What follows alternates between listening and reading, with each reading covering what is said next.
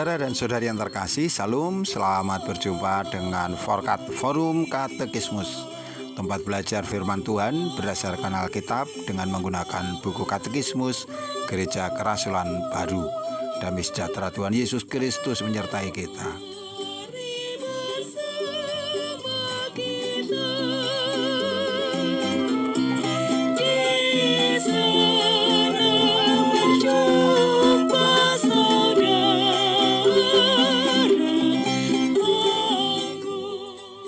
Kita sampai pada soal nomor 137 bagian B. Dengan perumpamaan apakah Tuhan Yesus menggambarkan tentang kedatangan anak manusia? Yang dimaksud kedatangan anak manusia ialah kedatangan Kristus sendiri. Ia yang kini ada di surga akan datang kembali ke bumi untuk mengambil para miliknya. Berkaitan dengan itu, Tuhan memberi petunjuk kepada manusia agar mereka dapat mempersiapkan diri, berwaspada terhadap berbagai usaha yang ingin menyesatkan, dan agar manusia juga tidak hidup larut dalam hal-hal yang sifatnya duniawi saja. Adapun perumpamaan itu antara lain, satu, penggambaran masa Nuh dihubungkan dengan masa akan datangnya Tuhan Yesus. 2. Perumpamaan tentang 10 darah yang bijaksana dan yang bodoh. 3. Perumpamaan tentang pencuri yang datang pada malam hari. Dan juga yang keempat tentang talenta dan lain-lain. Kini kita akan membahasnya satu persatu di dalam beberapa edisi, di mana pada penggambaran masa Nuh yang dihubungkan dengan masa akan datangnya Tuhan Yesus, di sana didapat sebuah petunjuk sebagai berikut. Tertulis di dalam Matius pasal 24 ayat 40 sampai dengan 41. Pada waktu itu kalau ada 2 orang di ladang, yang seorang akan dibawa dan yang lain akan ditinggalkan.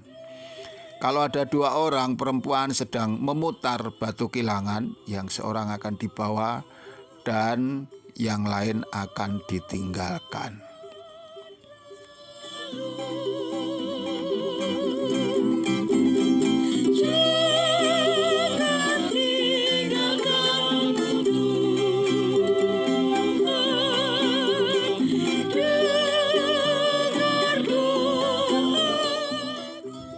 Saudara dan saudara yang terkasih, apa makna kata-kata ini? Mengapa ada 2 orang berada di tempat sama, mengerjakan pekerjaan yang sama, tetapi kemudian peristiwa yang sama terjadi menimpa mereka, yaitu saat Tuhan Yesus datang. Kok yang dibawa 1, yang ditinggalkan 1? Ini seperti ada sesuatu. Tidak mungkin tanpa alasan mengapa yang satu dibawa, yang satu tidak sekalian diangkat bersama-sama.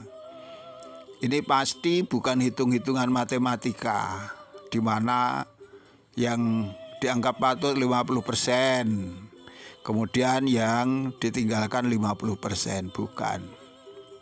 Kita harus melihat dengan lebih jeli, lebih teliti pesan apa sebenarnya yang ingin disampaikan Tuhan kepada kita. Meski tampak luarnya mereka itu seolah-olah sama, namun Allah melihat tembus sampai ke dalam hati manusia ya. Mari kita lihat.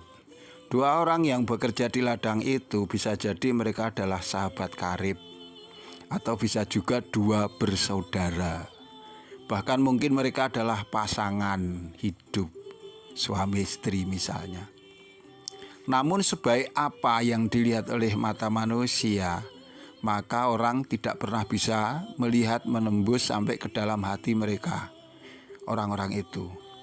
Ini sama sekali bukan hanya masalah pekerjaan atau perilaku sehari-hari yang kelihatan mata, melainkan senantiasa berkaitan dengan iman yang ada di dalam hati, yang seringkali itu tersembunyi, yang merupakan hubungan antara manusia dengan Sang Pencipta, yaitu Tuhan.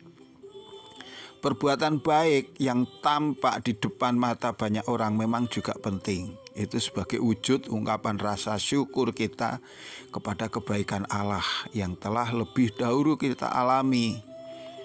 Namun perbuatan baik tanpa iman itu tidak akan pernah sampai kepada Allah.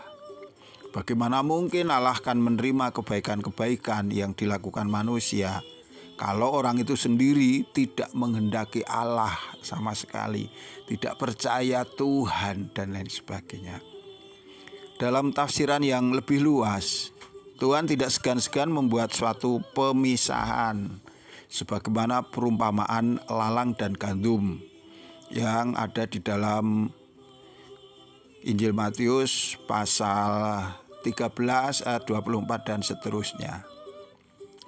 Meskipun keduanya yaitu lalang dan gandum hidup di tempat yang sama, tumbuh bersama dan juga tampak serupa, namun lalang tetaplah lalang yang itu asalnya dari iblis, yang itu tidak berguna.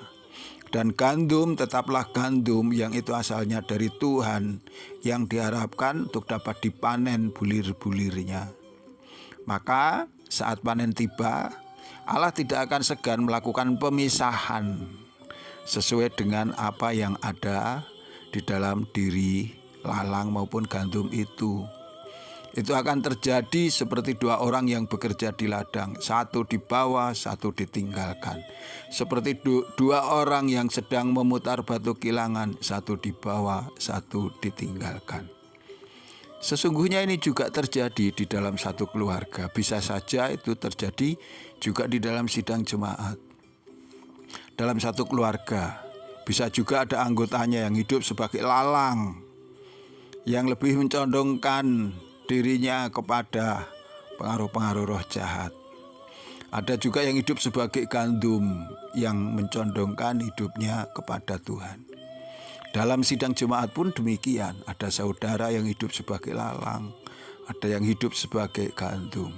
Itulah sebabnya maka di sana juga seringkali ada konflik, ada ketidakharmonisan dan lain sebagainya. Siapa mereka? Kita tidak bisa secara pasti untuk mengetahuinya. Mereka tampak sama atau serupa. Karena di dalam keluarga atau sidang jemaat orang bisa saja sama-sama rajin, juga beribadah, juga sama-sama menjalankan kewajiban. Hanya saja kita tidak tahu siapa yang melakukan dengan ikhlas dan siapa yang tidak hanya melakukan hanya demi kewajiban keagamaan semata, atau bahkan hanya karena ambisi ingin dipuji-puji dan lain sebagainya. Perumpamaan ini juga memberi pesan bahwa urusan keselamatan jiwa tidak bisa dihubungkan atau ditanggungkan kepada orang lain. Misalnya ada seorang anak yang orang tuanya baik, setia, pasti juga akan orang tuanya itu akan mendoakan anaknya agar masuk surga, sehingga si anak bisa bebas saja menjalani hidup karena sudah merasa ditopang oleh iman orang tuanya. Ini salah, keliru, tidak mungkin yang seperti itu. Pemisahan tetap akan dilakukan karena yang satu yang tidak mengikuti Tuhan berarti ia adalah lalang, dan yang satu orang tua yang setia ia adalah gandum. Bahkan pasangan suami istri sekalipun bisa saja dipisahkan jika mereka tidak menunjukkan diri sebagai seorang yang beriman dengan cara yang benar. Yang satu menyondongkan diri kepada Roh Kudus, tetapi yang satu diam-diam masih mengikuti hawa nafsu, bisikan setan, iblis, hidup di dalam dosa.